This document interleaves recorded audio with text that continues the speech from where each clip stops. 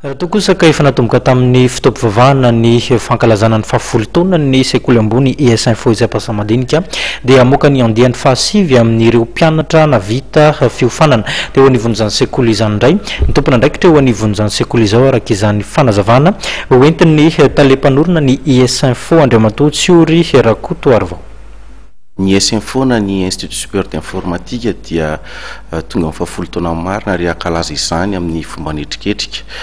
Izany dia atao amin'ny espace Saloy Avoloa ny zoma 12 Jiona ho avy izao manomboka amin'ny 10 maraina. Amin'ny fotoana koa no anarotana namoahana ny andiany fahasivy amin'ny mpianatra izay misalotra ny anarana hoe misandratra.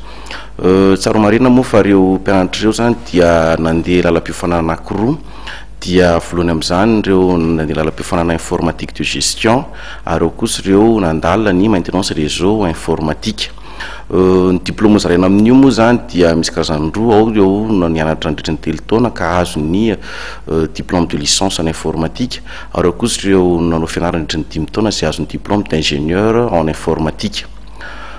Tsaro marina moa fa ny lanona teo ambany fiahin'ny ministry ny fampianarana ambony ary ny maraina ny promotion amin'ny centre moa zany dia tsy akory fa ramatoa ministry ny culture. Ny ES-Info moa arak'izay anaran'izay dia hoe Institut Supérieur d'Informatique zay dia fampianarana ambony manofana fotsiny ihany momba ny resaka informatique ary tiany mariana eto fa 10 taona lasa dia ny ES-Info anisan'ireo fampianarana ambony tsy miankina voalohany ny mpanomboka amin'ny fampianarana informatique zany.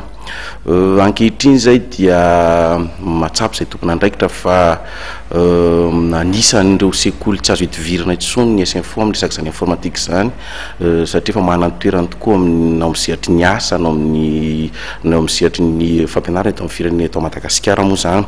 Raha tiako tsy piana fotsiny ihany zao ohatra hoe tamin'ireo mpianatra 3 amby 100 izay ivoaka ireo dia natsasaman'ny presque natsasaman'ny izy ireo zany dia efa voaray avy hatrany tao amin'ny orinasa naovana stage na entreprise na ministère zany io na ny entreprise privée. Zany dia manambara fa anisan'ny sekoly tsy azo hitovirana intsony ny ES-Info rehefa manomboka ankehitriny moa zany. Eto moa zay dia manatrantitra zany fa ny fankalazana ny fahafolo taonan'ny ES-Info zany dia atao amin'ny zoma 12 ny volana Jolay ho avy izao manomboka amin'ny 10 maraina eo amin'ny espace Saloy Avoloa ka entany indrindra fa itsika ancien moa zany raha ifitapakely momba zany dia nantona ny baron'ny ES-Info Ampasamadinika zany anatrika an'izany fankalazana ny fahafolo taona sekoly zany.